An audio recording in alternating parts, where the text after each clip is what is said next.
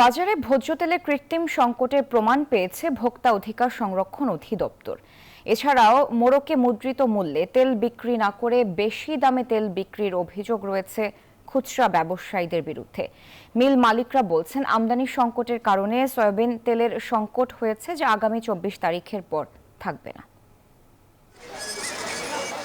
বিশ্বের বিভিন্ন দেশে বড় বড় উৎসব উপলক্ষে নিত্যপণ্যের দাম যেখানে কমানো হয়, সেখানে বাংলাদেশে উল্টো দাম বাড়ে।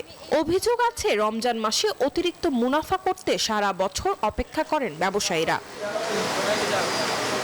চলতি বছরও আসন্ন রমজান মাস উপলক্ষে ভোজ্য তেলের বাজারে অস্থিরতা তৈরি হয়েছে। অভিযোগ উঠেছে কৃত্রিম সংকট সৃষ্টির। এজন্য মিল মালিকদের দুষছেন পাইকারি ব্যবসায়ীরা।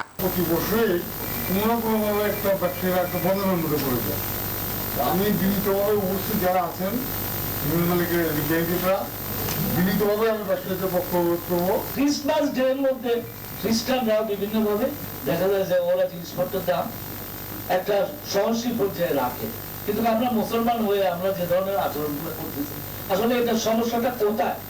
জাহাজে ভোজ্য তেলবাহী পরিবহনে সময় বেশি লাগায় এই সংকট তৈরি হয়েছে বলে দাবি তাদের। তবে শিগগিরই এটি দূর হয়ে যাবে বলে আশা করছেন ব্যবসায়ীরা। সয়াবিন তেলের কোনো সংকট হবে না। 24 তারিখ 22 তারিখ রাত্রে থেকে জাহাজগুলো আসবে, 24 তারিখ ধরেন ডিউটি বের করবে, 25 তারিখে ফ্যাক্টরিতে মালগুলো ঢুকবে, 26-27 তারিখের থেকে পর্যাপ্ত পরিমাণের মাল এবং রমজানে যা লাগবে তার থেকে বেশি পরিমাণ মাল লাগবে।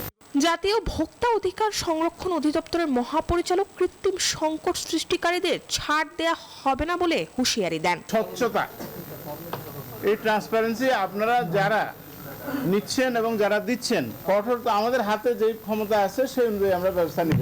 মিল মালিকদের নিজস্ব পরিবহনে পাইকারি ব্যবসায়ীদের তেল সরবরাহ করার আহ্বান জানান তিনি। যেগুলো আছে আমরা সেগুলোর কথা বলি।